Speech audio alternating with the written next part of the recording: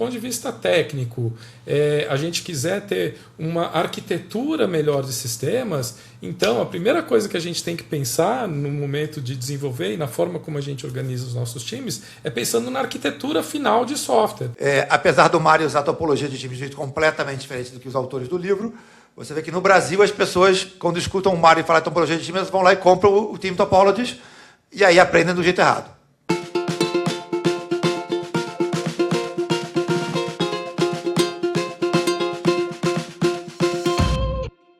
Olá, tudo bem? Estamos aqui em mais um episódio do Produto em Pauta, além das buzzwords, que é o Joca. Que é o Felipe Castro. E hoje a gente vai falar sobre uma buzzword bem importante, que faz parte, enfim, da forma como a gente constrói os produtos, tem impacto direto na forma como a gente constrói os produtos, que é organização de times. Alguns lugares falam em estrutura de times ou em topologia de times, enfim. Mas esse é o tema de hoje. Felipe, é um tema que você costuma encontrar com as suas clientes aí? É um tipo de discussão que faz parte da agenda que você costuma falar com as suas clientes? Com certeza. É porque, acho que para a gente entender o que é isso, né? Porque o desafio que muitas empresas têm quando você escala é dependência entre times, né? Assim, para um time fazer uma coisa, precisa que outro time faça outra, que precisa que outro time faça outra, que outro time faça outra, né? E no modelo tradicional, né, o modelo de projetos, as empresas, elas gerenciam dependências. Então, às vezes faz chamado Big Room Planning, planejamento de sala grande, bota todos os times na mesma sala e fica mapeando dependência, etc. Né? Só que as empresas de produto, né, como a Amazon, que foi uma das pioneiras, elas resolveram descobriram que, olha, gerenciar dependência não faz sentido, você tem que eliminar dependências. Né? E aí, famosamente, uma das maneiras que a Amazon fez isso, né, mais de 20 anos atrás, foi obrigar a começar a usar APIs, né, que aí permitem que os times, né, de tecnologia tenham menos dependência umas com as outras. E o termo que a Amazon usa, que eu gosto muito, que é o termo que eles chamam de times separáveis. É um time que é separado dos outros. O que isso quer dizer? Time separável para a Amazon é um time que gasta pouco tempo coordenando o seu trabalho com os outros. Que sempre tem independência, sempre tem necessidade de alinhamento, mas a gente consegue, na maneira que a gente estrutura a arquitetura, né, e os próprios times, né, ou que a gente organiza os times, a gente consegue reduzir isso. E é isso que a gente vai fazer hoje, falar hoje, né, Joca, que você tem aí opiniões, né, sobre o livro mais famoso dessa área, que você tem algumas críticas sobre o livro, né, Joca? Verdade, é um livro assim, é um livro muito bom, acho que chama Team Topologies, né, ou Topologia de Times, né, escrito por dois engenheiros, um deles inclusive fala português, porque ele é português, o Manuel Paes, conheço ele, uma pessoa ótima. Mas é um livro que é escrito por engenheiros, então ele tem uma visão de organização de times, uma visão engenheira. Então eles citam, no começo do livro, eles citam a lei de Conway. O que é a lei de Conway? A lei de Conway foi criada há mais de 50 anos atrás, em 1968, há quase 60 anos atrás, por um cara chamado Melvin Conway. Ele escreveu um artigo, uma revista de informática, sim, existiam revistas de informáticas há 60 anos atrás, onde ele discorre sobre organização de times, estrutura de times, e no final ele escreve uma frase que acabou virando essa lei de Conway, que diz o seguinte: as organizações que desenvolvem sistemas, né, ou desenvolvem software, vão acabar criando um software que copia a forma como os times estão organizados, como os times estão estruturados. Ou seja, a forma como a gente estrutura time tem um impacto direto no software que a gente entrega para a nossa cliente, no produto que a gente entrega para a nossa cliente. Então esse tema é um tema extremamente importante. E no livro Topologia de Times, eles citam essa lei de Conway e eles falam o seguinte: então, né, se do ponto de vista, e eles falam isso literalmente, se do ponto de vista técnico a gente quiser ter uma arquitetura melhor de sistemas, então a primeira coisa que a gente tem que pensar no momento de desenvolver e na forma como a gente organiza os nossos times é pensando na arquitetura final de software. Só que a arquitetura de software é só um pedaço da nossa preocupação quando a gente está desenvolvendo um produto, né? A outra parte super importante que a gente tem que pensar quando a gente está desenvolvendo um produto é o quê? O nosso cliente, o problema que a gente está resolvendo para a nossa cliente e o resultado que a gente precisa gerar para a nossa empresa. Lembrando, né, gestão de produtos, o que é? A gente resolve problemas por meio de tecnologia de uma maneira que gera resultado para a nossa empresa. Então, isso tem que ser levado em consideração quando a gente está desenhando a nossa organização de times. Então, a crítica, né, como o Felipe falou ali, a minha crítica ao livro, eu já comentei isso com o Manuel, inclusive, é que o livro ele tem um aspecto de engenharia, ele tem uma visão de engenheiro. Então, ele foca na arquitetura ideal. Qual é a arquitetura ideal que a gente precisa ter? Então, vamos organizar os nossos times em torno de ter essa arquitetura ideal. Só que a gente não pode esquecer que a gente também está resolvendo o problema para os clientes e, ao resolver o problema para os clientes, a gente tem que se organizar da melhor maneira para resolver o problema para o nosso cliente. Lembrando isso que o Felipe acabou de dizer da questão das interdependências, minimizar essas interdependências. Então, daí vem a minha crítica à topologia de times. É um bom livro, mas ele é um livro que tem um viés de engenharia. Falta esse viés mais de produto, de gestão de produtos. E eu acho que isso afeta mais o pessoal de produto, porque o Marty Cagan, né, ele gosta do termo, né, ele inclusive escreve que o livro Topologia de Times foi feito por pessoas que não entendem nada de produto, mas eles criaram um termo novo que é topologia, né, e ele adotou o termo topologia. E aí que você comentou comigo que eu achei interessante é que, apesar do Marty usar topologia de times de jeito completamente diferente do que os autores do livro, você vê que no Brasil as pessoas, quando escutam o Mário falar de topologia de time, elas vão lá e compram o Team Topologies e aí aprendem do jeito errado, né? Aprendem do jeito só arquitetura de fazer, né? E você deu aquele exemplo legal, um exemplo que cita no livro, né, que é app e site, etc. Conta isso pra gente, Jota, como é que é isso? Então, assim, esse tema, né, de topologia de times é um tema extremamente crítico em todos os lugares por onde eu andei, eu pratico, né, essa questão de topologia de times, organização de times, né, para evitar usar o nome topologia de times. Então, um exemplo muito interessante, quando eu entrei na Lopes, Lopes, né, é uma imobiliária, vende imóveis, né, e quando eu cheguei lá, eles estavam organizados da seguinte forma: tinha um time site, um time de app e outro time que cuidava do CRM, o CRM usado ali pelas corretoras e pelas franquias, né? E eu achei aquilo super estranho, porque isso é uma organização por produto, né? Ou seja, cada um dos produtos ali que são desenvolvidos. Só que para a Lopes isso não fazia muito sentido, por quê? Porque a Lopes, ela não é uma empresa que vende produtos de tecnologia. O que a Lopes faz? A Lopes, ela trabalha na venda de imóveis, ela comercializa imóveis, né? O produto dela é a venda de imóvel, né? Então ela não vende app, ela não vende site, então não faz sentido essa organização para o produto. Esse tipo de organização para o produto é uma organização que faz sentido em algumas outras situações, mas não nessa. Já vou explicar em quais outras situações faz sentido. Agora, no caso da Lopes, o que ela tem? Ela tem uma pessoa que compra imóvel, ela tem uma pessoa que está vendendo imóvel e ela tem os corretores que fazem a intermediação do imóvel, né? Então, eles têm esses três elementos, esses três usuários, três tipos de usuários. Então, o que eu acabei fazendo? Assim que eu entrei lá, uma vez definida a visão de produto, definido, né, o que a gente está querendo construir ali, o próximo passo foi: e agora, como é que a gente vai se organizar para conseguir executar essa visão de produto? Não faz sentido a gente se organizar por produto, né, ou seja, ter time de app, time de site e time de CRM, e o que a gente deve fazer é a gente se organizar por usuário. Então, a mudança que eu fiz lá foi: vamos passar a ter um time focado em quem compra o imóvel, outro time focado em quem vende imóvel, que pode ser tanto o proprietário como a incorporadora que faz o imóvel na planta e o proprietário que tem o imóvel pronto, e o outro time focado em corretores e franquias. Então a gente mudou a organização de uma estrutura de times, uma organização de times por produto para ser uma organização de times por usuário. Então essa foi a mudança que a gente acabou fazendo. E aonde que cabe a organização por produto? Cabe quando você comercializa aquele produto, né? Então, na Local Web eu tinha um time de hospedagem de sites, outro time de e-mail, outro time e-mail marketing, outro time loja virtual. Por quê? Porque esses eram os produtos que a gente comercializava na Local Web. Então, numa situação como essa, faz sentido você organizar os seus times por times de produto. E esse tipo de produto, né, esse tipo de organização para o produto, ele vale não só para produto de tecnologia ou produto de software.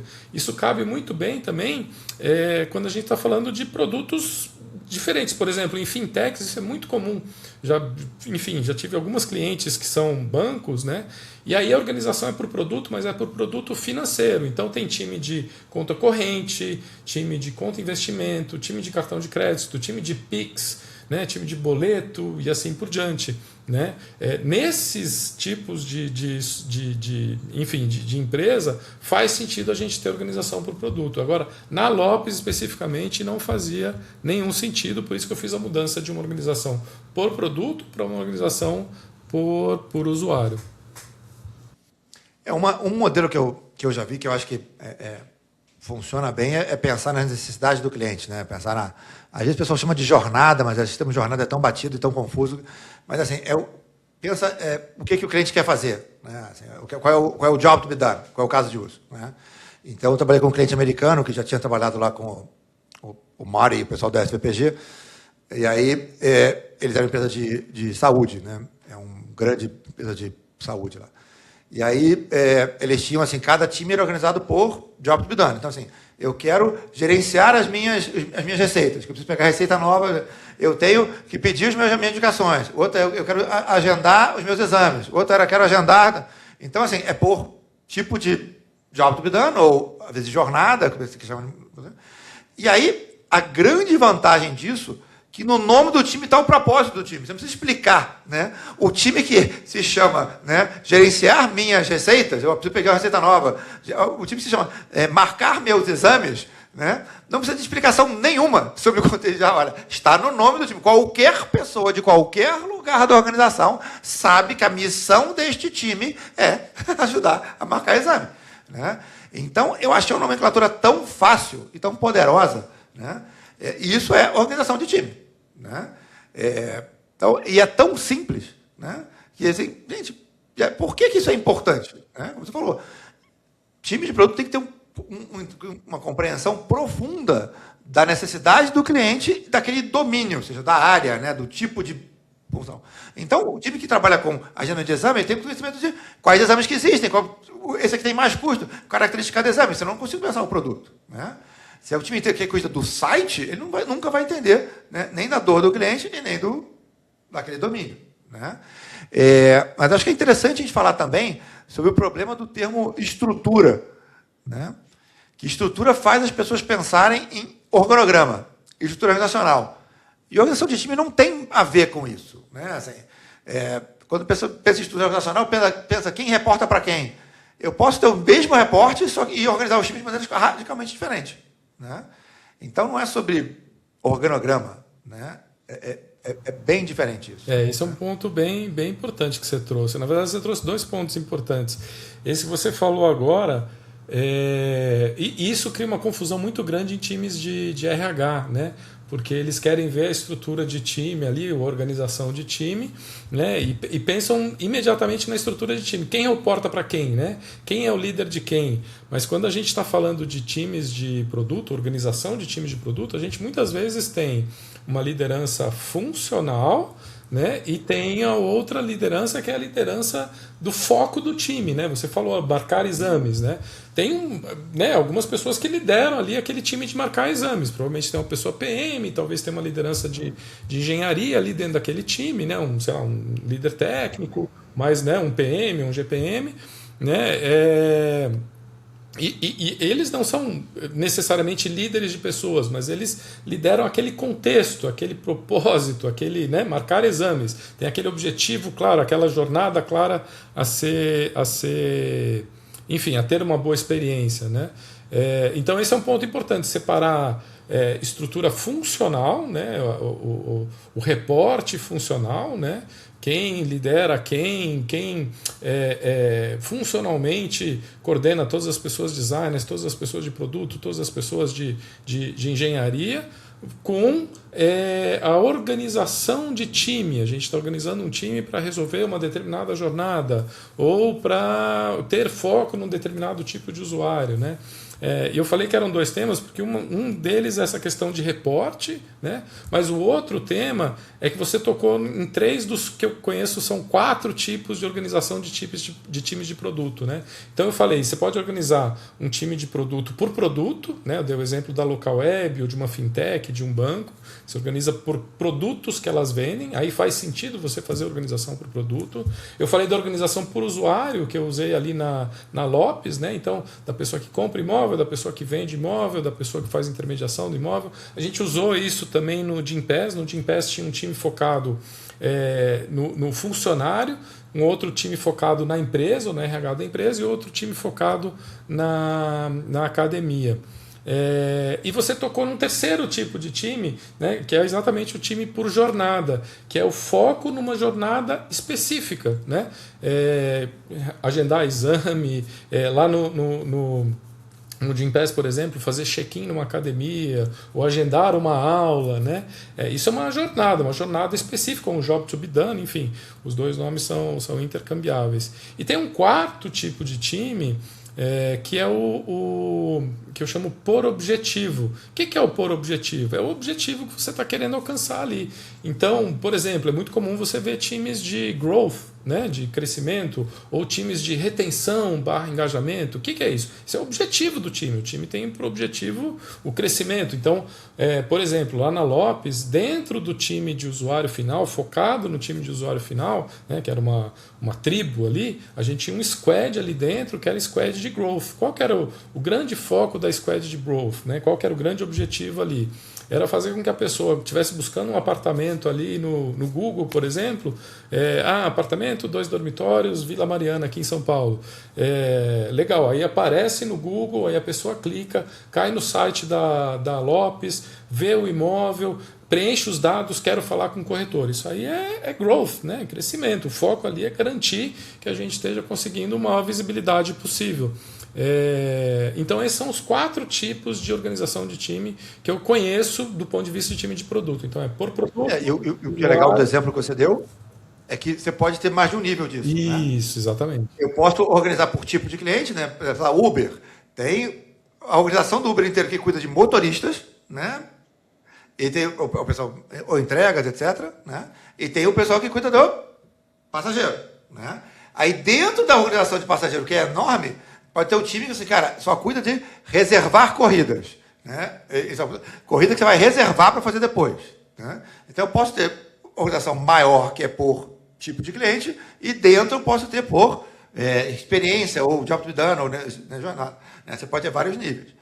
E eu acho que só para ficar mais claro essa questão de estrutura versus organização de times, imagina se a gente vai pensa naquele organização antiga onde você tinha times puramente funcionais, né? Então, isso, na estrutura por reporte, eu tenho lá o diretor de produto com vários PMs embaixo, diretor de engenharia com vários PMs embaixo, diretor de design abaixo, né? E aí, eu tenho aqueles pools de recursos, como se chamava na época, né? E você montava um time de projeto e depois desmontava, né? Se eu penso em times de produto, eu posso ter a mesma estrutura, tem diretor de produto, diretor de engenharia, diretor de design, reportando para as mesmas pessoas, só que eles estão organizados de maneira completamente diferente. Ou seja, eu posso ter o mesmo reporte, só que organizar os times de maneira completamente diferente. São times multifuncionais, né, que têm reportes funcionais. Então, a linha de reporte não diz como é que o time está organizado, né? Então, o conceito de estrutura organizacional ou organograma não é a mesma coisa de organização de times, né? A mesma linha de reporte pode ser organizada de maneira completamente diferente, né? Por isso que o termo estrutura de time não é um termo bom, né? E aí você já explicou por que topologia de times, que remete ao livro, né? Também não é um termo tão bom. E até voltando ao começo, né, topologia de times, o que ele explica? Quando ele vai falar desse tipo de time, que é um time que entrega valor para o cliente, né? Porque todos esses 4 exemplos de tipos de time que a gente falou, por produto, por usuário, por jornada ou por objetivo, são times que entregam valor para cliente. Ou seja, que estão resolvendo um problema da cliente por meio de tecnologia de uma maneira que gera resultado para a empresa. Esses 4 tipos de times, O livro Topologia de Times trata eles como um único tipo, chamado de Stream Aligned Teams, ou seja, times alinhados à entrega de valor, enfim.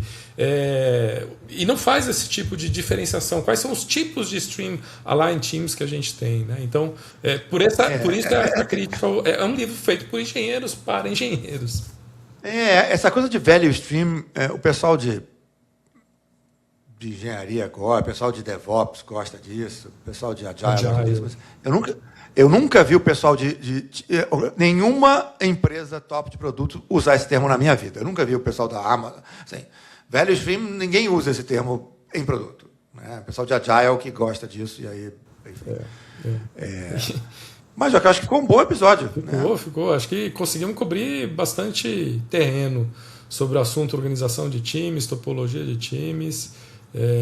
Espero que ele possa ajudar outras pessoas aí a pensar melhor sobre as suas organizações de time, topologias de time, estruturas de times e, obviamente, garantir que esses times entreguem bons resultados, porque é isso que importa no final das contas. E se vocês tiverem mais dúvidas, comentários, por favor, mandem pra gente, pessoal. É isso aí, nos vemos no próximo episódio. Tchau, tchau.